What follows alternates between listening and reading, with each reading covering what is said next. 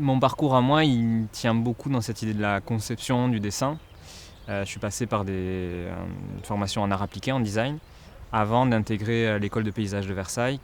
Et en sortant de cette école-là, j'ai trouvé un emploi ici à Perpignan, où je suis devenu paysagiste concepteur au sein d'un bureau d'études en environnement. L'idée d'enseigner, c'était l'idée de transmettre aussi ces idées-là et étrangement, moi aussi, de continuer à apprendre. C'est un échange. Et c'est ce que le CFA prône aussi, cette idée d'échange. J'ai pas en face de moi des élèves, j'ai en face de moi des professionnels qui ont une courte expérience pour l'instant, mais qui évoluent sans cesse et qui confrontent leur expérience à la mienne. Ça peut commencer relativement tôt puisqu'on commence en CAP.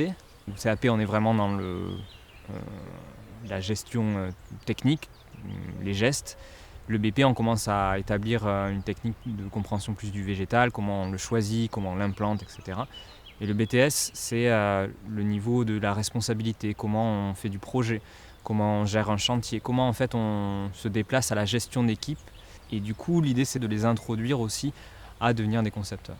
Et surtout à pouvoir gérer une entreprise, savoir ce que ça veut dire en termes de gestion purement basique, de l'économie, la gestion des fournitures, etc.